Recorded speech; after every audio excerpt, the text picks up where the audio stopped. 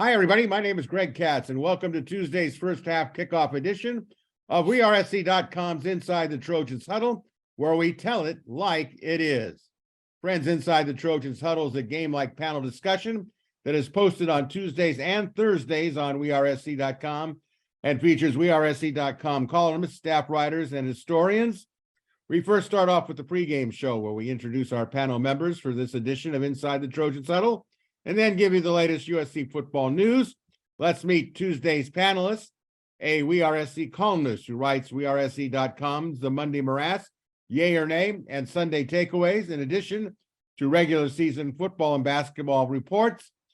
He also hosts his own podcast show entitled Locked On USC, Marc Kulkin, a former William Jewell College defensive back and WeAreSC columnist who writes the popular WeAreSC.com column Musings with Arledge, and now has his own weekly WeAreSC.com video show, Musings with Arledge, a graduate of the USC Law School, Chris Arledge, the chairman and CEO of WeAreSC.com, a USC graduate, and former Department of Justice supervisor and trial lawyer and general counsel for two large companies. We welcome Bruce Bagni, and a weekly WeAreSC columnist who writes Fridays the Obvious and Not So Obvious, IMHO Sunday, and is an active member of the Football Writers Association of America. Your moderator and producer of Inside the Trojans Huddle, Greg Katz.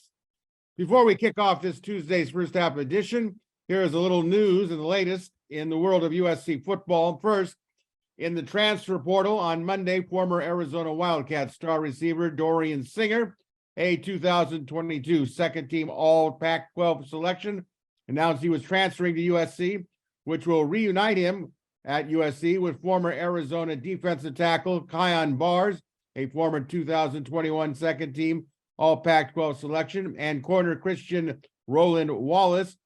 All three have transferred into USC. All three could play a prominent role for the Trojans in 2023.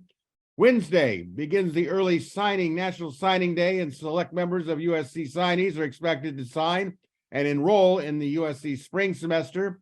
Among those expected to sign on Wednesday and be spring enrollees are five-star quarterback Malachi Nelson, wide receiver Makai Lemon, both from Los Alamitos, California, wide receiver Zachariah Branch from Las Vegas, Nevada, and potential five-star inside linebacker Tackett Curtis from Many, Louisiana, is also expected to sign and enroll for the USC spring semester.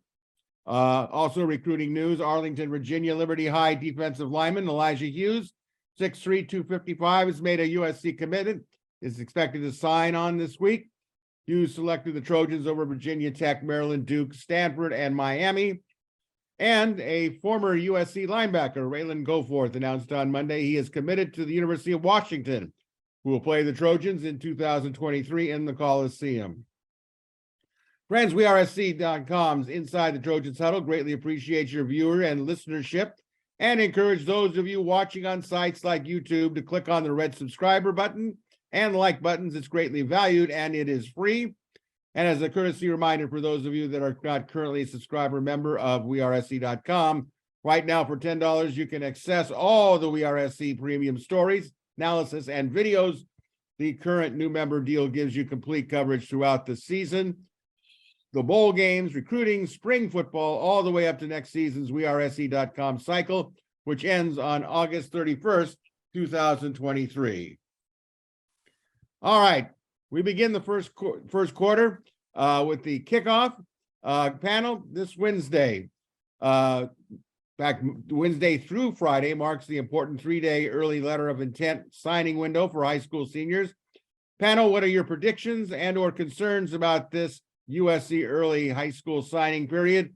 We do, as we always do on Inside the Trojans Huddle, our leadoff hitter, Marc Kulkin. What's the overview that's going to happen Wednesday through Friday? It's going to go as predicted. I got to be honest, I'm not a huge fan of the early signing day period. It's taken a lot of the excitement out of letter of intent day. Number one, you said it, it's a 3-day period. It's not even a 1-day signing period anymore. It's you got a few days to kind of get your name signed, fax a piece of paper in, and move on. But we've known who's coming to USC for for months, if not weeks, with a lot of these guys. Just got a new verbal commitment the other day with Elijah Hughes that you just mentioned. So, it's great. I think they addressed most of their areas of need so far. You still have the February signing date, the original letter of intent date, the 1 day. You've got a couple of 5 stars out there if you're into the star ratings that USC is planning to sign or looking to sign in February. Everybody, including myself, is kind of transitioned to the transfer portal. That's, I guess, where the enthusiasm, the excitement, trying to win the battle, so to speak. Early signing period, the battles are won. As long as these guys who are considered, hard commits, backs in their pieces of paper starting on Wednesday, USC's got a great class starting off for 2023. Chris, what are your thoughts on it? Yeah, I think it's probably a good class. Look, you don't know until a couple of years down the road, right? I think USC is probably a little bit light at linebacker, which is a position of real need. I love Tackett Curtis. I think he's going to be fantastic, but it would have been nice to get a couple more linebackers. I think on both offensive line and defensive line, I think USC has some guys that are underrated. I think this Elijah Hughes is a stud. Sam Green is a stud. These guys are not 4 or 5 star recruits. Well, Green may become one at some point, but they're really good football players, and frankly, better than some of the guys I've seen that are more highly ranked. Obviously, at quarterback and with the 2 receivers, you have 3 5 stars who everybody expects will be superstars. And I'll say this: I think Zachariah Branch is the most exciting prospect USC has signed in a long time. In terms of his ability to outrun people, to make people miss in the open field, he's the closest thing we've had to Reggie Bush since Reggie Bush. He really is that skilled. He's a faster Adoree Jackson. That's what he is. He's faster than Dory. So he's really exciting. It's not a Pete Carroll class, right? This is not a top 1 or 2 class in the country, I don't think, but it's a solid class. And I think you would expect that next year's class is the one where Lincoln Riley and the program's turnaround will really have an impact. Assuming NIL money doesn't throw everything out of whack. But I think it's a good class, and if these offensive and defensive linemen that I think are underrated turn out to be what I think they're going to be, it's a pretty good foundation for the future. Bruce, you've been through these recruiting wars over the years. What do you think? Mark brought up a good point. What do you think about this early signing period? Do you think it's a good thing, or do you like it when it was back in February? Well, it was much more dramatic then. On the other hand, it's nice to get these guys on the dotted line as early as possible, because we know these kids can change their minds, and it often does. I remember, who was it, the running back who went to Oregon at the last second? Kennedy Pola told me he had him ready to go. And who was that guy? I can't remember his name. Anthony Thomas. Anthony Thomas. And at the last second, I'm going to Oregon. So I don't feel real strongly about that. But one thing I think I think Chris and Mark were kind of touching on it, and that is, there's a lot of attention given to the portal. There's no question about it now. And I think there are a lot of really interesting players that we're going to pick up that we've already gotten commitments from. But this is a pretty solid recruiting class. And, I went in asking myself, where's the beef? Where's the beef? and I think they found some beef here. And some of the offensive linemen, are just huge. Talele, Micah Banuelos, Alani Noah. These guys are big dudes, and I hope very, very good. And there's another guy we haven't mentioned who I've looked at his film. His name is Braylon Shelby. Braylon Shelby, he's from Texas. By the way, we're really doing well in Texas. He is a 6'5", 235 edge guy. And one of the things, by the way, when I look at these guys, you know, there's the stars. Okay, I look at the stars. But the thing that I really, when I have a chance to really focus in on them, I look who else is offering them. And to me, that's the big thing. And if you look at like a guy like Shelby, you look at the, like Tackett, who is going to be just Tackett Curtis. Is that his name, Tackett Curtis? Correct. Yeah, yeah. He is going to, does the name Matt Grudy good ring a bell for you a little bit? I mean, this guy is sideline to sideline. It's going to be a great player. Why in the hell this guy's a 4-star is beyond me. But if you look at all the schools that have offered him, I mean, it's a who's who. And I think we've gotten a number of guys here who fall in that category, who some have 5 stars, some have 4, but there are a lot of 3-star guys here too, who have gotten a lot of attention. And I always hearken back to one of the guys who was a 3-star, Troy Polamalu. He was a pretty damn good football player. Who's now in the Pro Football Hall of Fame. So all in all, I'm pretty pleased with it. I think I agree with Chris. A little weak in the linebacker situation. There are a couple other guys who are out there. I think one of the interesting guys in the portal, by the way, is, I'm trying to think what his name is. He is, what's his name? He is a guy who played quarterback in high school. Jamil Muhammad. Yes, yes. He went to Georgia State. He is a big, tough dude. I saw some of the film on this. This guy could be really good. I mean, he was like a 3-star. Of course, he was a quarterback then. But I think there may be some hidden jewels here. Hidden gems. Yeah, you know, I think overall recruiting is turned into a 2-act play to me. There's the December, February after spring practice portal transfer. So what I see early on is some of these players are going to want to make their announcements from the high school level at these all-star games, what used to be the U.S. Army All-Star game in San Antonio.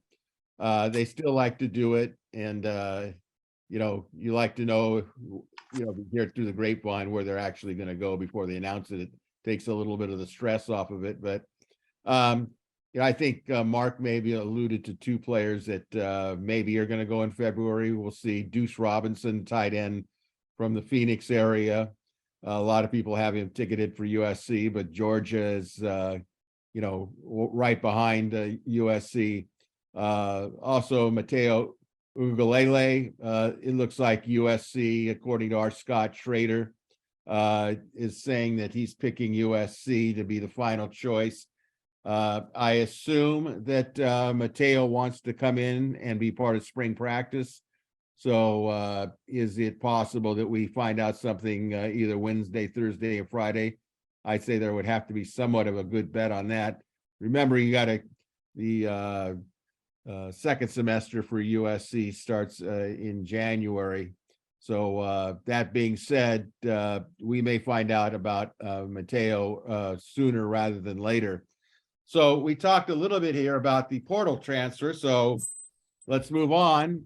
We are in the midst of the transfer portal, at least window 1 of recruiting visits and commitments. Panel, what are your basic impressions based on the USC transfer portal commitments like wide receiver Dorian Singer, as we mentioned before, from Arizona, along with his teammate, defensive lineman Kion Bars. And also, we forget about this, a punter from ASU, Eddie Zaplici, going on recruiting trips and liking USC. And right now we're in the midst of some recruiting trips. There's some players from Oklahoma State that USC is in on. And there's also been some missed opportunities as well. A player, Stewart from Coastal Carolina, was between USC and Michigan, and he decided he's going to Michigan. But Mark, what's your overall thoughts how things are going with the transfer portal? I love USC's strategy of setting up a minor league affiliate program in the state of Arizona before they head out to the big That's conference. good.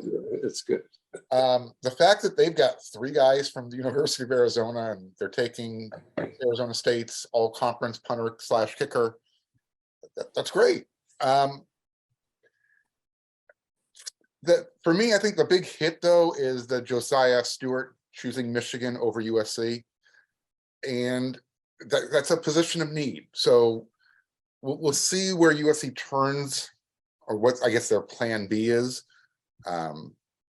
Through the transfer portal, there's still time now, as well as you mentioned it. You've got you're going to see a lot more movement after the bowl games and the spring window. So, you know, the story's still going to be written as far as that's concerned. But other than that, I think they're filling specific needs. I love that Dorian Singer commitment. That one is just massive. You're taking a wide receiver group that's already pretty good, and you're replacing Jordan Addison with a guy that killed USC last year. Those catches he made were NFL caliber level. I mean, this guy was barely recruited out of high school. Yeah, there you And go. look what he's turned into. So to my original point, the fact that the transfer portal is a place, and I think Bruce touched on it, or it was one of you guys touched on it, you don't have to, you know, take a risk on a 5-star player coming out of high school.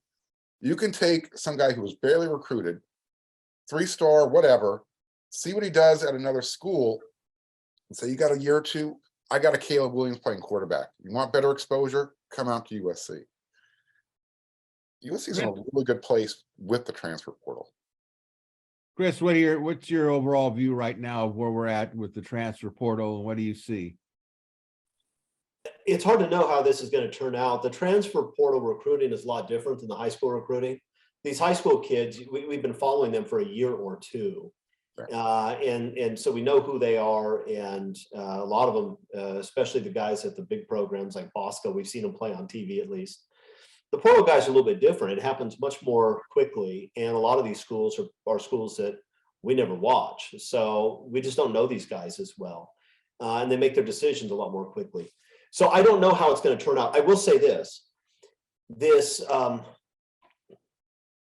We're probably well past the days when USC is going to get double-digit starters from the transfer portal. I don't think that's going to happen much in the future. But we are going to rely heavily on the transfer portal forever, probably, because once you allow these guys who have proven themselves at maybe universities that weren't their first or second choice to go wherever they want to go, they're going to want to leave. And the reality is that I think a lot of fans are focused on the schools these guys are coming from and saying, I never heard of this guy. I mean, what Coastal Carolina, what's that? Why aren't we getting some Alabama guys? But the reality is there are some really good football players at these other schools. And when you watch an NFL game, it's not all guys from Alabama and Ohio State and Clemson, although there are a lot of those guys. There are a lot of guys from schools that you don't watch on TV that fell through the cracks, a lot of them. And so, and I think that's where you're most likely to get guys who are elite football players who weren't highly recruited. You're going to get some guys from a place like Alabama, like Shane Lee, that are good players, and we'll talk about him in a minute. But for the most part, if you're getting a guy from Alabama, it's because he failed at Alabama, right? Whereas if you're getting a guy from Coastal Carolina, it's because he dominated that level and wants to show that he can play on a bigger stage. So I think we're going to continue to do a lot of work in the transfer portal for the foreseeable future, and a lot of those guys are going to be guys that we had not heard of 10 minutes ago, who are going to come in and be pretty good football players. So, and I'll just say, like Mark, it's hard not to be excited about the Arizona receiver. That guy's a really good football player. He's a really good football player. And frankly, once Jordan Addison leaves, he will step in. I don't know if he'll be the best receiver on the team, although he might be, but he'll step in as the most accomplished receiver on the team from day one, and a guy who can stretch the field and who will be a great complement to Mario Williams. So I'm very excited about that. And I suspect that Caleb Williams is pretty excited about it too. And our secondary might be excited about it based on what I saw in that Arizona game. I don't think those guys are Yeah. excited about playing him on Saturdays. Well, what's nice is those guys don't have to go back and play in Tucson this year. Arizona comes to LA, so it's going to be, they also have to deal with that pressure. Bruce, what's your thoughts on what you see in the transfer portal at this point in time? Well, I'm encouraged by it. I agree. I think it's just a supplemental thing. The core of your program has to be recruiting to have continuity. But I think it's a good place to go, the kind of the free agent market. And there are a lot of guys, my God, who weren't recruited by us, who have proven themselves and who are now getting kind of a second chance. There are two guys that I was really interested in after looking at them and looking at some of their film. There's a guy named Braden Fisk from Western Michigan. Defensive tackle, 6'5", 300. He is a stud. I don't care whether it's the MAC conference or the whatever. This guy can play, and he's got all these sacks and tackles for loss. There's another guy too I have my eyes on. His name is Tony Grimes. He's one of the top DBs in the country. I think we're out on him though. Are we out on him? I think he's an A&M guy. Yeah. Oh, is he? Oh, okay. He's going to ATM. Yeah. But no, look, I mean, Dorian Singer, like you guys mentioned, absolutely killed us. And you can't have too many of those game-breaking guys. But I'm most excited about getting big, tough dudes to play on defense and to play on the offensive line. And I think we're making some progress in the portal in that regard. Yeah, I think the portal is a plug-in thing. I think Dorian Singer had 163 yards in receptions against SC, and I think it was 3 touchdowns, if I remember. Yeah, it wasn't good. It wasn't good for us. He led the conference in receiving yardage. That's all you need to know. Did he? Oh wow, yeah. Yeah, he was definitely a good one. And the cornerback, Roland Wallace, he led the team in tackles when USC played them. USC took. We made a lot of teams look good. Took good players from them. But something else. Let me interject. Something we haven't mentioned is I noticed in the recruits, and then if you look at a guy like Tony Grimes, we've got a lot. We're recruiting a lot of damn good cornerbacks, which is, I think, an area of need, frankly. And maybe it's the coaching. I don't know. A lot of people blame Williams for it, but there are several guys, 4-star guys, who are being recruited by lots of big programs across the country, who are coming our way. So I'm encouraged about that. I am really would like to see from the transfer portal a good, solid offensive lineman that they could plug in. Yeah, I think agree. that's important. I'd like to see him get a big, solid, if it's, the kid from Western Michigan area, that would be, ideal. I think they looked at both him and Stewart as the 2 main focal points, at least, because they brought him in for quick visits. But again, we'll have to wait and see what happens after the bowl games and after spring practices and go from there. I think the problem is that you always want to see if we can get these guys in for spring ball, but it's a lot easier to plug in a defensive player than it is an offensive player. All right, let's move along here. Inside linebacker Shane Lee has announced he's returning to Troy for the 2023 season. How important is Lee's return, and how will that impact the 2023 season, Mark? Oh, it's huge. I mean, everybody knows that Shane has certain limitations on the field. What he's not limited by is his leadership, the locker room culture. And when you have a player of Tackett Curtis's ability coming in, now you have somebody to mentor him.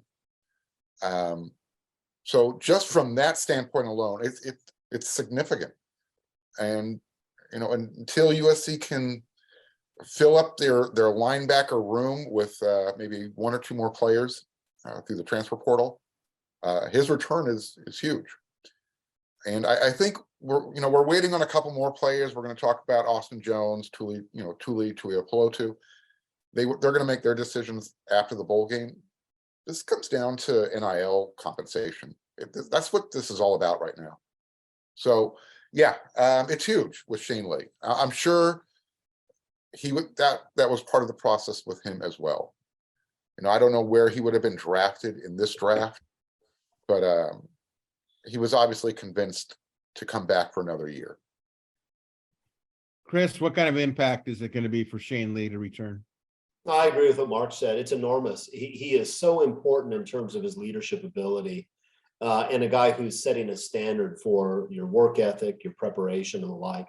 He's a good football player too. He really is. And I know that I know some USC fans have gotten down on him because they didn't think he played well in a few games. And but the reality is he was a pretty solid contributor. He's going to be a good football player. But having Shane Lee is like having a coach on the field. It's like having a master motivator who doesn't only see you during practice time, but is around all the time. And it's going to be enormously helpful. So I was thrilled to death to see it. And honestly, having a guy like him with his leadership ability and his work ethic, driving that defense during the offseason is probably worth half a win. I mean, it really is. He's that good at that role. So I'm pretty excited about it. Bruce, Shane Lee's coming back. How is that going to affect USC's defense in 2023? Well, ditto on everything that has been said. The reason why people got down on him because they had him out of position a lot of times. That he's an old-time smash mouth middle linebacker. And he's got no business out playing on the edge, trying to cover, fast running backs and all that. When you have him where he belongs, he can be dominant. And in fact, in an earlier era of football, back in the old days when everybody played the eye and they ran power and all that, Shane Lee would have been off the charts because he is that. He's one of those big, tough, smart guys. So I think it's a huge positive. Lots of leadership there, and I like the idea of him mentoring. Tackett, Curtis for one. Yeah, makes sense. Good. I think that a big key for USC linebacker next year will be how fast the progress is with Tackett Curtis adjusting. I could see him starting at some point in 2023. He's 6'2", about 225, and he looks much younger facially than maybe his body looks. But I think he can run.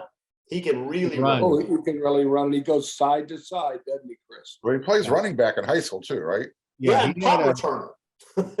He had a 80-yard return in the Louisiana state championship game, which is many high school won their division in the state championship game, and he played quarterback and broke a tackle and went 80 in the Louisiana Superdome. He's so much like Matt Grudegood. It's really almost scary. It is scary. Yeah, he's quite a player. I'm thinking that maybe at some point he gets put in there, and maybe Eric Gentry, depending on the situation, because I think he's a Swiss Army knife. He could go and play rush end a little bit. Depends how much he can get his weight up and keep his quickness. Now, let's finish this first quarter talking about running back Austin Jones, who said on Friday, first day of Cotton Bowl practice, that he has not made a decision to return to USC in 2023. How would his return help the Trojans, and what will be the ramifications if he doesn't, Marc Kulkin? I think it's important that he does return. One, because all you have, and I don't mean it to sound this way, all you have returning is Darwin Barlow and Rayleigh Brown. As far as scholarships are concerned, you get the two high school recruits, Quentin Joyner and Marion Peterson. I'm more intrigued by Peterson coming in. I know I'm kind of going off in a rabbit hole here, but because if Austin Jones decides not to come back, you need that bigger running back, and that's the position that Marion fulfills. So right now you've got, like I said, you've got Darwin Barlow and Rayleigh Brown and Austin Jones who are anticipating playing in the Cotton Bowl. After that, if Austin decides to leave, you've got Barlow, Rayleigh Brown, and two high school recruits coming in. So what Jones does impacts the roster significantly. And I think if he stays, it's because USC is going to make sure he's compensated. And by USC, I'm talking NIL. All roads lead back to the NIL. Chris, Especially at running back. Indeed. Chris, what goes here with Austin Jones? Is he going? Is he staying? What's your measuring on this? I'm not sure what he's trying to weigh. Austin Jones is a good football player, and it wouldn't surprise me if he made an NFL roster. It also wouldn't surprise me if he didn't make an NFL roster. And in the NFL these days, it's not like backup running backs have such high value that they're making huge money.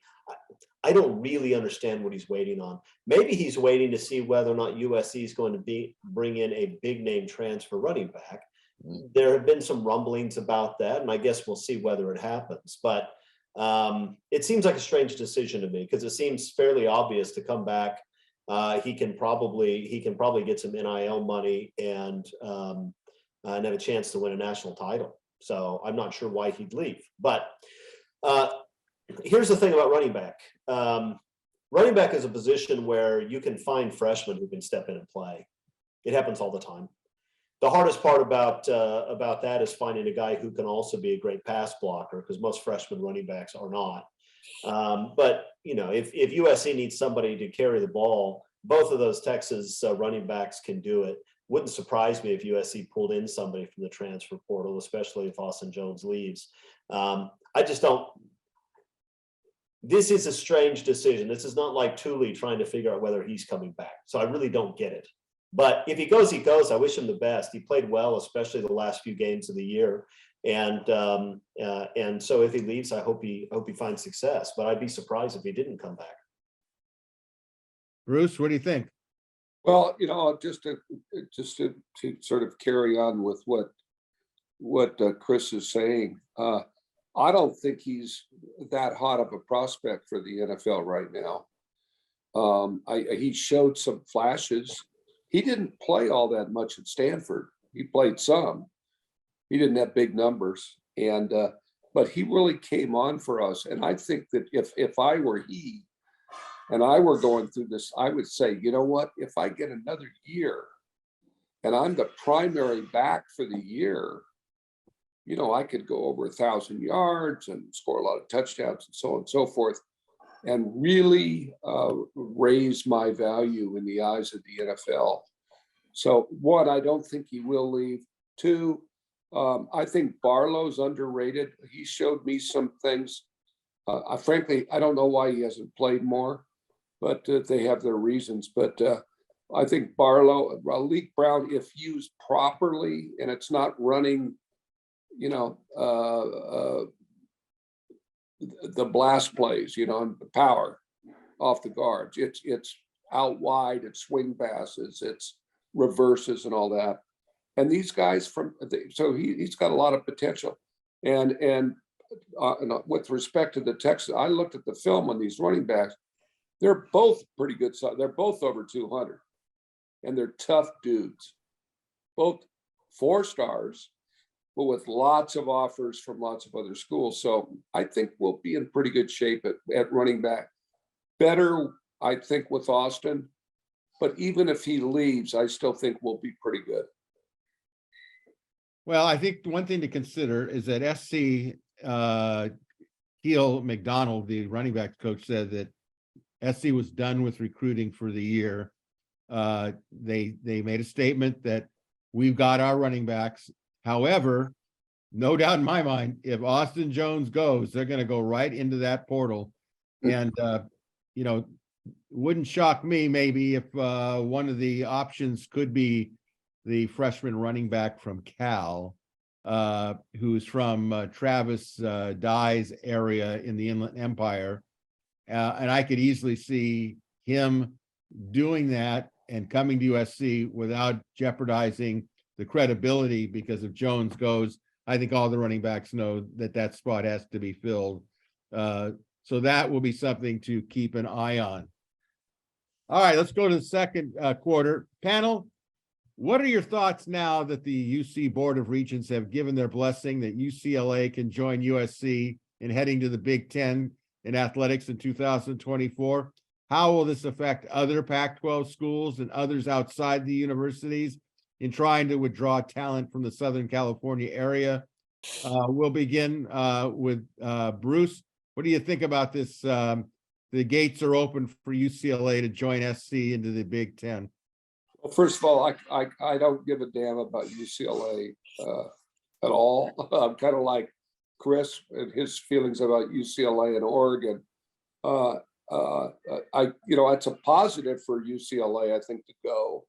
They'll make more money than they're making now. That we have a terrible Pac-12 television contract, but so will SC. But the bottom line is SC is SC. And we're going to draw from Southern California. We'll continue to draw the elite players. We went through a dry spell when we weren't doing that, but we're back in the game. And so, I think it'll be a overall positive for us, especially since we'll get into this later, but since we're going to be playing at prime time rather than in the middle of the night on a network you can't even see. But UCLA, I think it's a plus for them, but I don't give a damn. I don't care about them. So okay, Mark, is UCLA in a little bit better shape than they were now that they're not in limbo?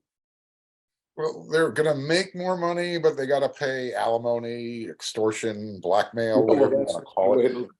The Berkeley tax, alimony. Yeah. I don't know. How do you enforce that rule? I'm sure, Chris, you're going to be able to elaborate on this. To me, this is the most confounding thing I've ever heard, that they have to pay for the mental health of the UC Berkeley student athletes, whatever.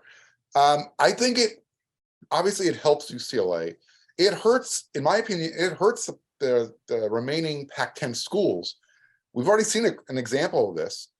Oregon just lost their top commitment at quarterback from Oregon. Dante Moore is flipping to UCLA. Part of the reason is he wants to play in a more competitive conference. So I think we'll see how it plays out as far as, talent being taken away and staying more local on the West Coast. But with the transfer portal, that changes the whole dynamic, in my opinion. Even if, some kids are reluctant to want to go with USC or UCLA to the Midwest, so to speak, once they're playing in, Arizona or Washington State or Oregon State for a year, again, they can, if they develop the right way and USC has interest in them, they get that second bite of the apple. Chris? Yeah, so the two LA schools leaving the Pac-12 is devastating for the rest of the Pac-12 in terms of recruiting Southern California, and they know that, which is why you heard those strange comments about how, they might play some neutral site games in LA every year and stuff like that, which that doesn't solve their problem, and they know it doesn't. The truth is, the problem they have is that the perception in college football will be that you have two major conferences and a bunch of minor conferences, and those schools will now play in a minor conference. That's a problem. It's been a problem for some time. Kids not sure they want to play in the Pac-12 because it's not as good as the SEC or the Big Ten. And with USC and UCLA going to the Big Ten, you're going to have, with Michigan, Ohio State, USC, to a lesser extent, Penn State, UCLA, and Wisconsin, you have a super conference and you don't have anything left in the Pac-12 to compete with that. So those guys are going to have a hard time recruiting in Southern California. Now, you could say they've always had a hard time recruiting in Southern California, in that when USC is good, USC gets the players they want. And that's true. But it was also true that Oregon, Washington, and these other schools were legitimate second options. And I don't know that they will be anymore.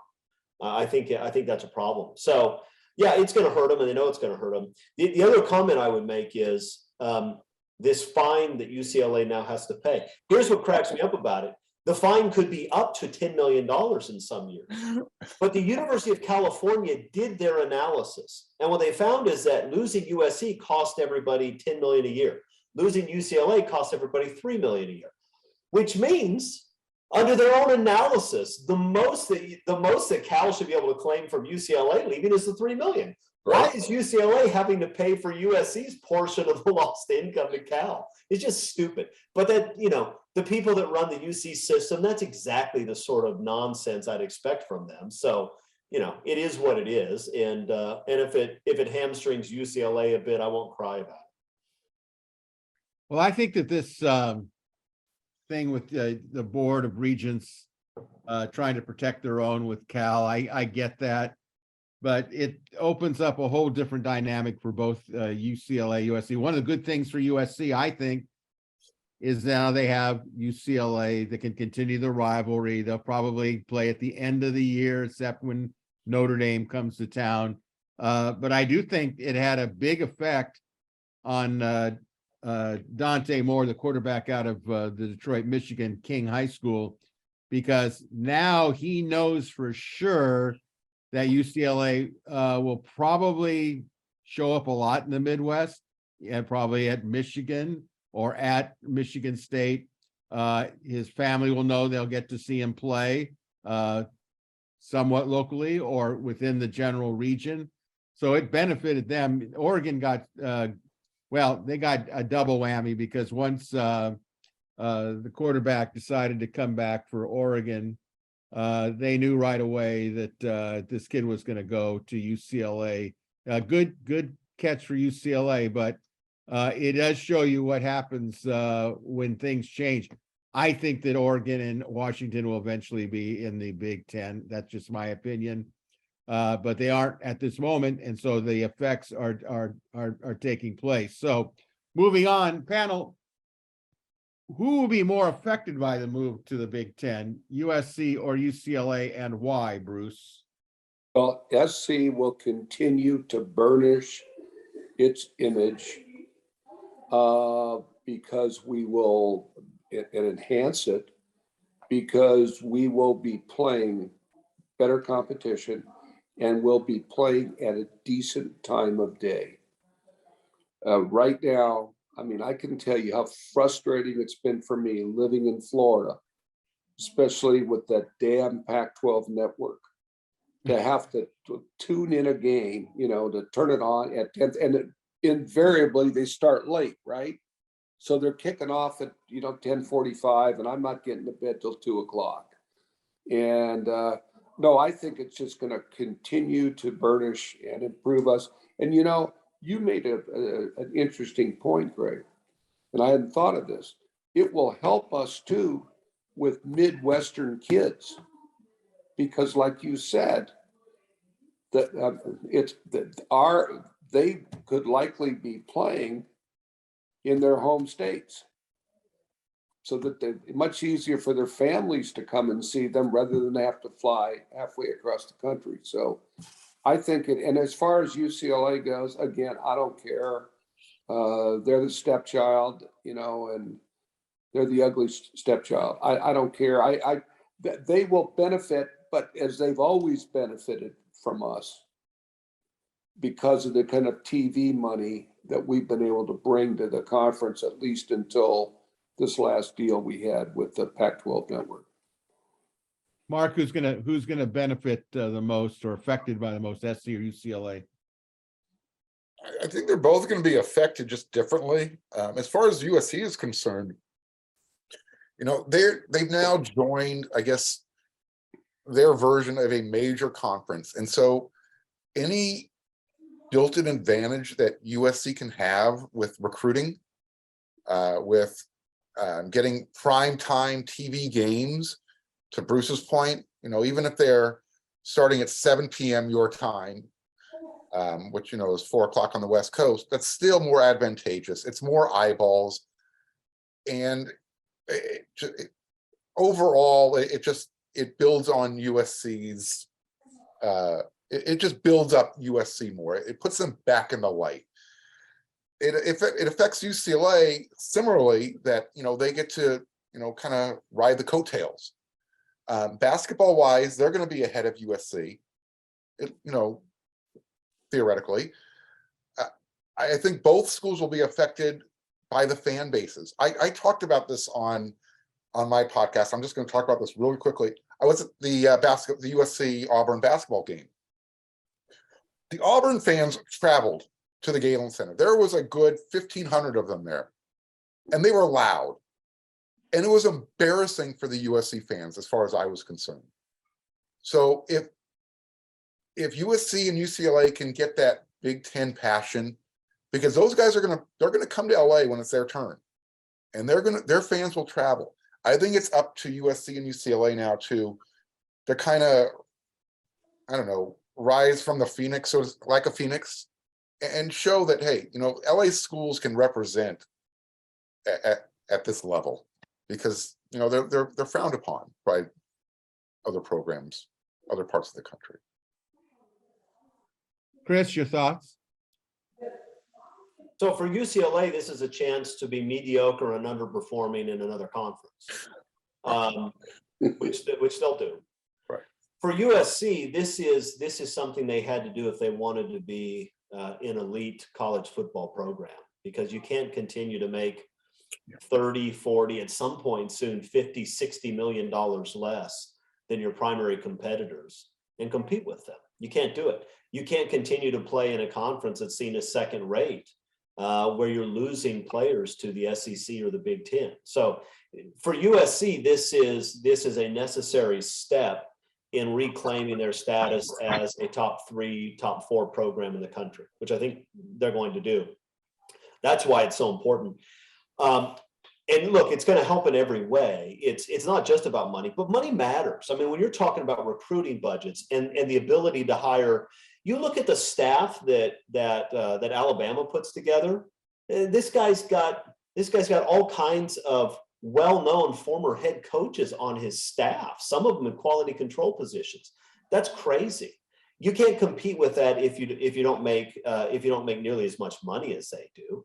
And when the big games in those other 2 major conferences are always being hyped as the biggest game of the week every single week, and your USC playing Arizona State at 9:30 Eastern time or 10:30 Eastern time, you can't compete like that. So USC had to do this, and for those USC fans that aren't happy about it, get over it, because is it your preference that USC be a second-rate program? Because that's really your choice right now. It's either go to the Big Ten and have a chance to compete with Alabama and Ohio State, or stay in the Pac-12 and be a second-rate program. So if you want to be second-rate, that's great. But if that's what you want, go root for the Bruins. They'll do it for you.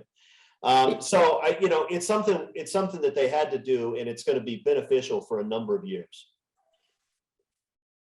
Well, I think that I think Marc kind of mentioned it.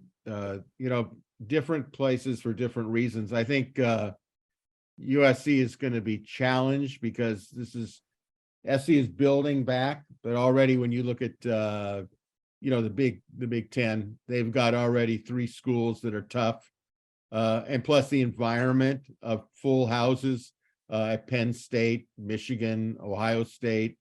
Not that SC is going to play all 3 every year, but it's going to be challenging. I think UCLA has bit off more than they can chew in football. I think it was critical to get a guy like Dante Moore to play. It will help their recruiting out of the Midwest when you got a guy who's been well known in recruiting circles in the Midwest and Dante Moore. But by and large, UCLA, if they couldn't do it in the Pac-12, but when's the last time they actually won the Pac-12? When's the last time they went to the Rose Bowl? I think it was in the 1990s, 96 or something like that. I think they're going to be severely challenged, and it's going to be much easier for them to drown than it will for USC, because I think USC's got the name. And again, the recruiting for USC in the Midwest, it seems to me, even when I look at this transfer portal, one of the players from Oklahoma State is contemplating coming to SC, and his sister is within a 3-hour drive of USC, and she drove down to be part of the recruiting visit. And to me, that's the big allure. There are so many transplanted people living in Southern California. Very easy to have a recruit say, oh yeah, my uncle lives in Los Angeles. Oh yeah, my cousin lives in Los Angeles. It's just a built-in thing, which kind of transitions here into the final topic here of the second quarter. Staying in that transfer portal topic, it appears that USC has a built-in strategy to recruit portal transfer players whose roots are in Southern California, players who may have had USC as their dream school in high school, but didn't get recruited by the Trojans coming out of high school. They might get a second chance. Running back Travis Dye, who went to Oregon but was not recruited by USC, is a classic example of a player who got to live out his I want to play at USC someday, thanks to the transfer portal rules and adjustments. So the question really comes to this: did Travis Dye's transfer from Oregon to USC, a childhood favorite, unleash a new recruiting advantage for USC for players to play for Troy who prove themselves in another school? Let's say Singer from Arizona, even though he's from the Phoenix area, prove themselves there and then go into the portal and end up at the place they really wanted to but weren't recruited in the first place. What do you think about that, Bruce? Well, I think that's definitely an advantage for especially with respect to West Coast kids, and especially with respect to kids from the Los Angeles, Southern California area, because if you're a really good high school player, period, in Southern California, maybe occasionally you'll look to UCLA, but the leader is always going to be SC, I think, in your mind with the tradition. And I think it's definitely going to be a plus. And it may be a plus for other schools too, for that matter, like a Michigan or others, where a kid didn't get recruited by Michigan, but then ended up at Saginaw State or something and did really well and comes in the portal. But it's kind of a second chance for kids, but it also goes back to one of the points that I was kind of vaguely trying to make, which is this star system that we have for a lot of these kids that we use to evaluate these kids. It's not necessarily accurate. They're not necessarily accurate assessments of these kids, because a lot of these kids, they grow and develop, and for that, and conversely, you get some of these 5 stars who go and just never do much. I mean, hey, Corey Foreman, I'm hoping he'll come around, but he would be an example, and we've had others in the past. So all in all, I think it's a great opportunity. I think it's a plus for SC, yes. Mark, what do you think of this concept? I'll go play somewhere else, and then I'll test the waters and see if I can get back to where I really wanted to go in the first place, my dream school growing up, like USC. Yeah, I mean, I touched on it earlier on the show. And look, a lot of times these guys, when they play USC at the other program, they're playing with a chip on their shoulder, and I don't know, saying they're playing extra hard, but they're looking to show the coaching staff, hey, you know what, you should have recruited me, and I'm going to show you why. So it's only natural to think that down the line, if an opportunity comes up where they can play for USC and get that second opportunity, of course it's an advantage. And, you're seeing it. You got 3 guys at Arizona. 2 of them were local products, Kion Bars and Christian Roland Wallace. They're coming back to LA to play for USC. if there's a negative out there, I don't know what it would be. Well, it's interesting because I think Chris, you could be actually a poster boy for this if you were growing up in today's period. You went to a small college. If you had the chance to redo it again, and again, I don't know the background of your career, would you have thought to yourself, well, I'll go to this school for a couple of years, see how it works, but if I could transfer to USC, I'd do it in a heartbeat? Well, I was in a slightly different position because I didn't do anything on the field at my first college that would lead USC to think that I could play there, or that would lead me to think that I could play there.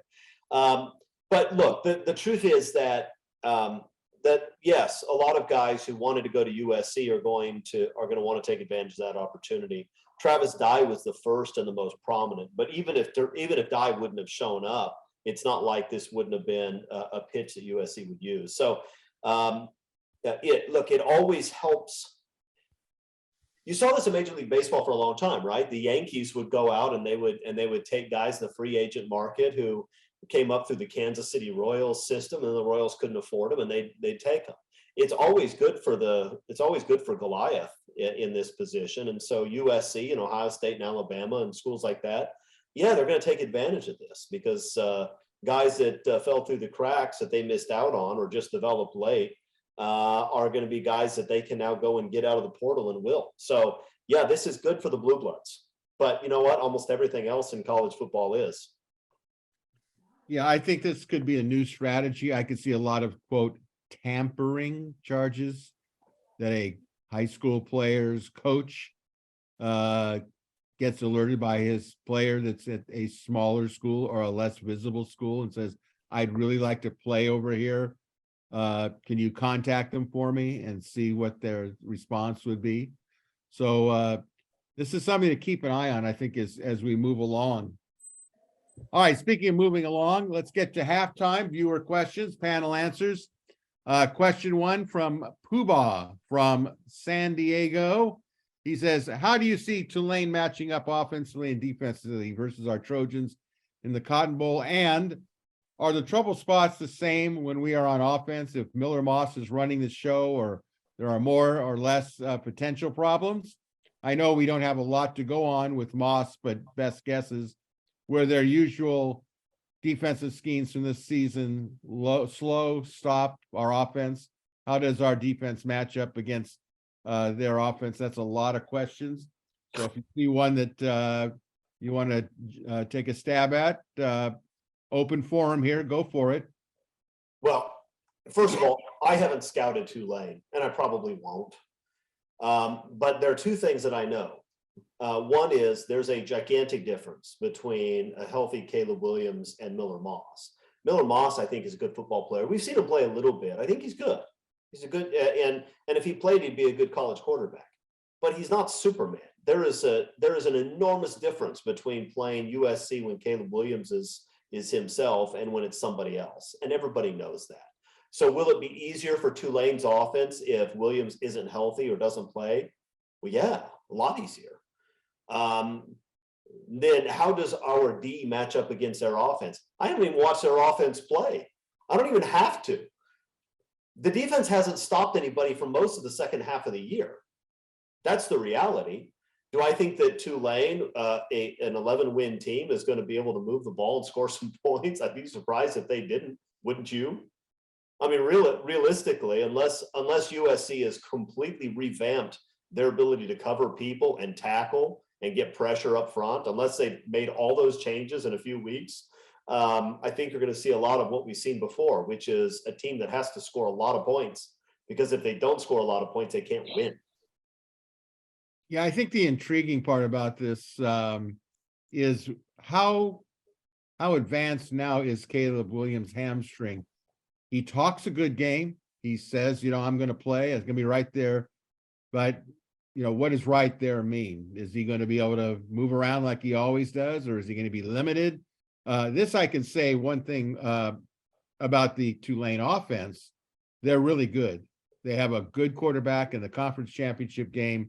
He threw for a career high in passing yardage. I think he had three or four touchdowns. They have a really quick running back who eats up a lot of yards, who, when I watched him in the highlights of their conference game, really impressed me. He kind of reminded me of a Ray Leak Brown type of player. So I think SC is going to have their hands full. Of course, the good news is that Tui Pelotu is going to play. But again, I go with Chris. We've seen this before, right? We know what teams that can run and pass can do. So it should be interesting, but I think the whole game changes complexion depending on Caleb Williams and how much of Caleb Williams will we actually see play. So let's move to question 2 from JM641 in the Midwest. Well, I know there is time left in both transfer windows. Are you surprised that as of this writing, there seemingly hasn't been a lot of interest from high-end O-line transfers? It would seem to me that playing with the reigning Heisman winner on a team that has legit aspirations to make a championship run under an offensive-minded head coach would result in more interest than we've heard about. Happy holidays and fight on. Thoughts? I don't think it's that they're focused on a couple guys. They know they need to focus on the interior. You're going to get a good look at next year's offensive line in the Cotton Bowl. It's going to look different. We know that Justin Dietich is going to play center in the bowl game. I'm going to assume that he's coming back next year to do the same. What'll be interesting is who's playing a tackle.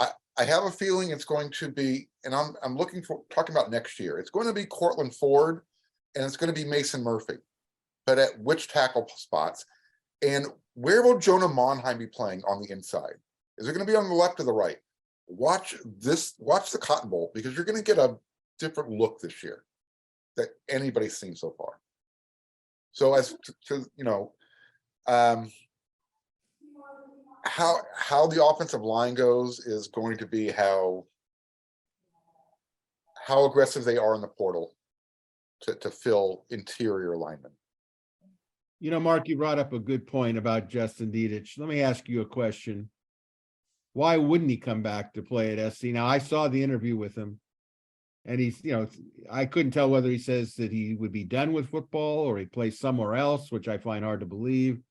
But why would he not be able to say, I don't know what I'm doing? I haven't made a decision. I'm not speaking for him. I'm just talking out loud. I've said it already a few times during the show. They're negotiating.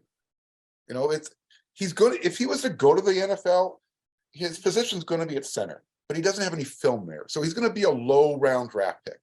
It's a matter of coming up with enough compensation to say, come back to USC for a year, put your stuff on film at center, and let's lessen the risk of getting hurt with some, NIL stuff. That's what this is all about. Same thing with Thule. That's what this is all about right now. The NIL, this is a good point. Look, the NIL stuff is biggest for guys like Dietich, because a kid like Jordan Addison, and maybe he'll shock us all and come back. Okay. But Jordan Addison's probably going to be a first-round draft choice. And if you're going to be a first-round draft choice, NIL money is not going to be able to make up for one lost year of opportunity on that. Those guys are gone. It's the guys that were going to be free agent picks or 6 or 7 round draft choices in the past who felt like they didn't have a choice but to go to the NFL because they need to get some money, their family could use help, whatever it is, and so they leave.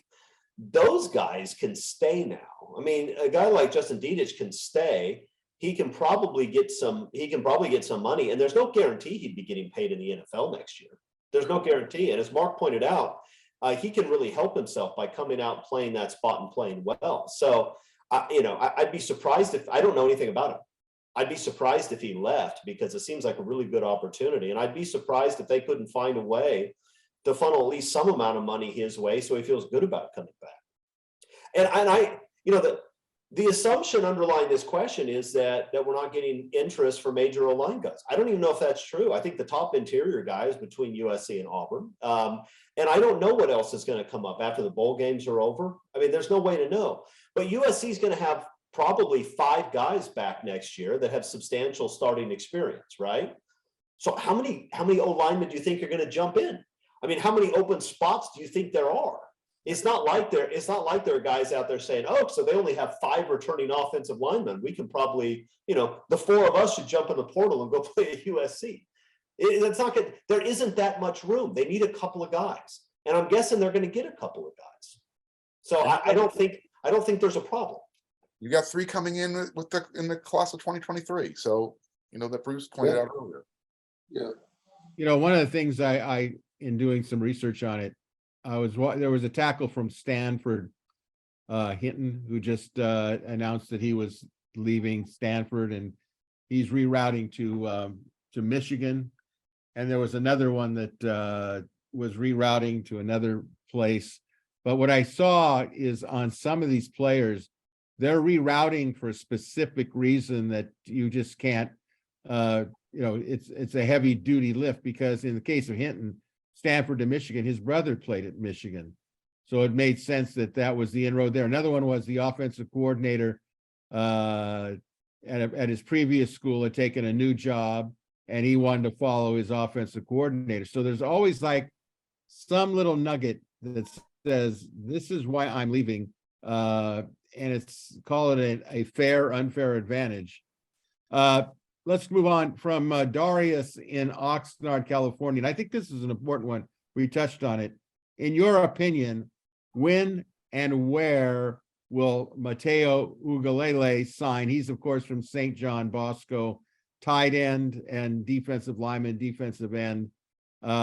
Is he signing this window between Wednesday and Friday?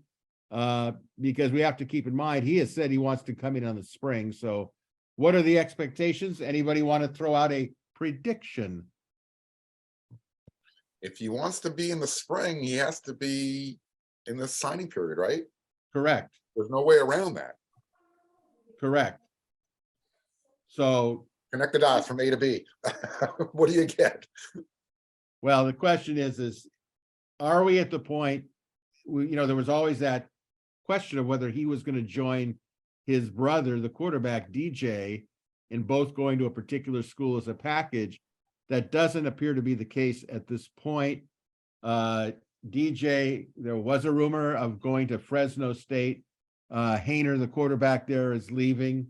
There'd be an open spot. He could be coached by Jeff Tedford, another outstanding offensive coach. The head coach there right now, his second term of being a head coach at Fresno State. If that's the case, do you think, I'll ask you, Mark, do you think that he would sign with SC on Wednesday, or do you think he'd wait to the last minute till Friday? I think he's going to wait till the last second. Okay. And so watch, he'll pick Thursday. Look, here's the thing on Mateo.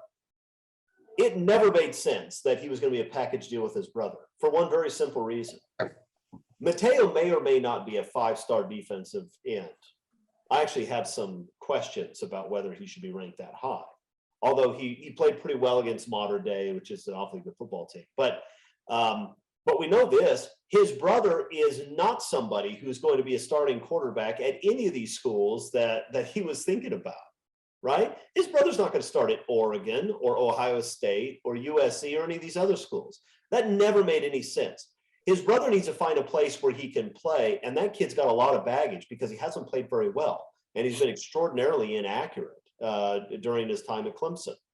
And it wouldn't surprise me to see Clemson's offense take off next year with a different quarterback in place. So that was never believable. The question is what makes the most sense for Mateo long term? I mean, Ohio State is appealing because Ohio State turns out a lot of good defensive linemen and has a really great offensive line coach. Oregon is appealing because they have video games and lots of pretty uniforms. Does he care about that more than staying close to home? I'd be surprised. I think he probably picked USC. It probably makes the most sense. But he certainly hasn't. He certainly hasn't been an obvious Trojan signee at this point. I think we can agree on that. All right, let's move on. This is from Gilbert, Arizona Trojan. Hi, panel. What's your feeling on how USC comes away after the early signing period, which includes any portal transfers? Also, do you feel that USC is now a player for Dylan Raiola? For those who don't know, Dylan Raiola, he's the class of 2024, ranked as the top quarterback. He was committed to Ohio State the last couple of days. He decommitted from Ohio State. His uncle is a assistant coach at Nebraska. Of course, they have Matt Rules, the new head coach at Nebraska.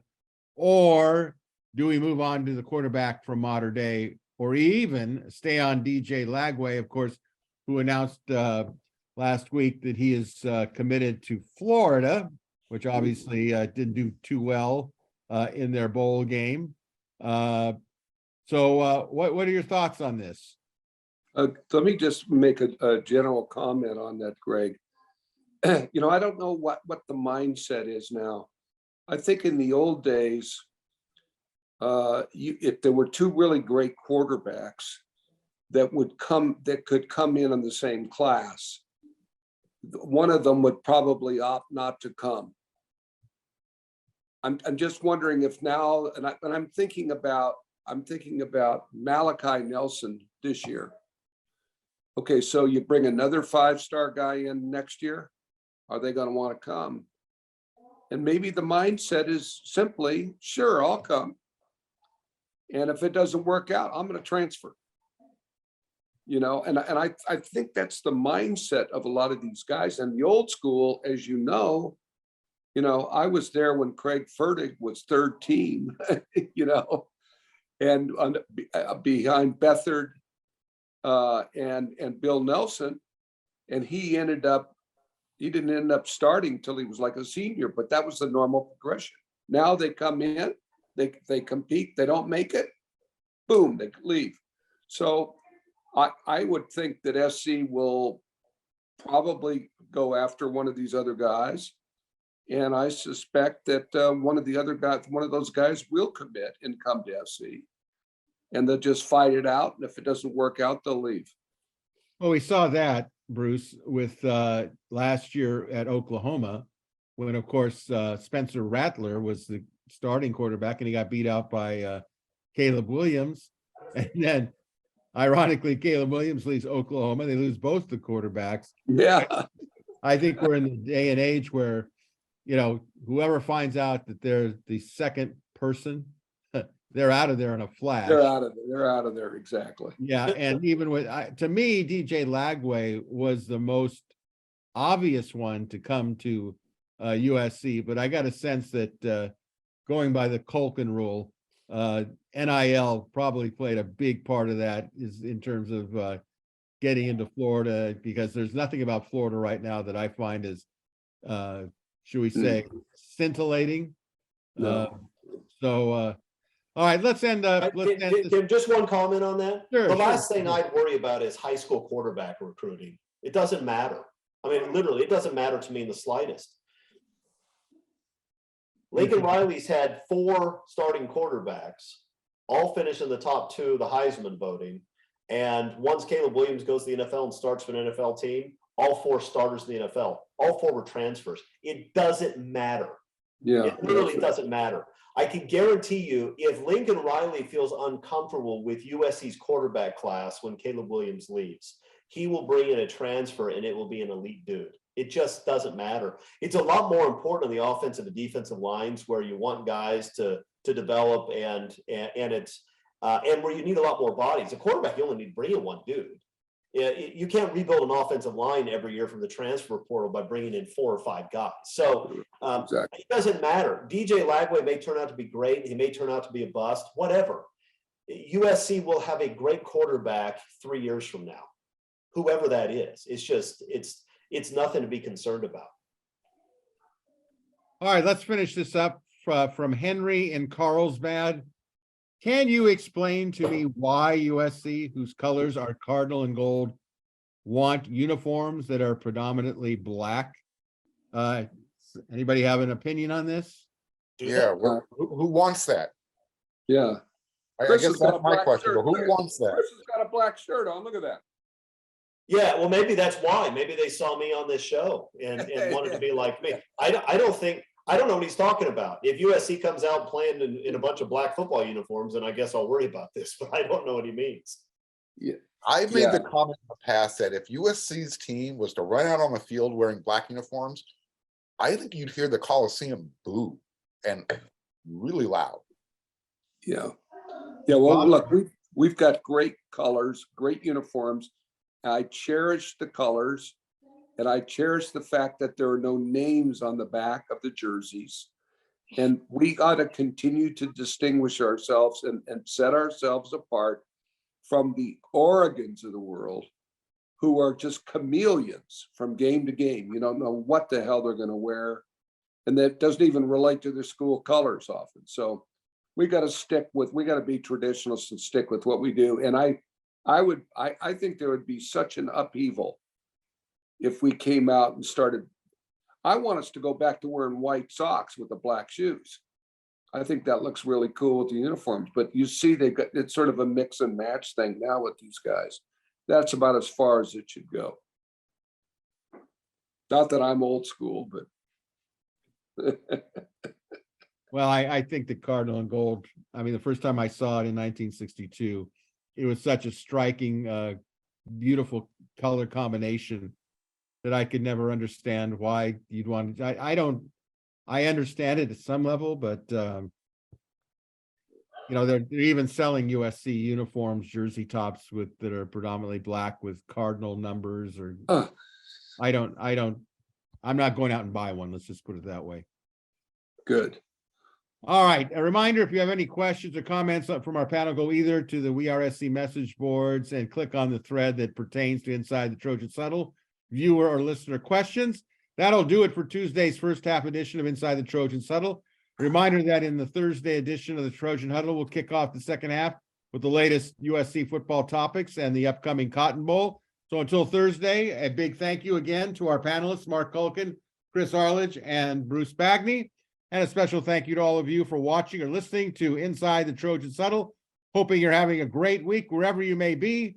Go Trojan. Until this Thursday, this is your moderator, Greg Katz, saying beat Tulane and fight on, everybody.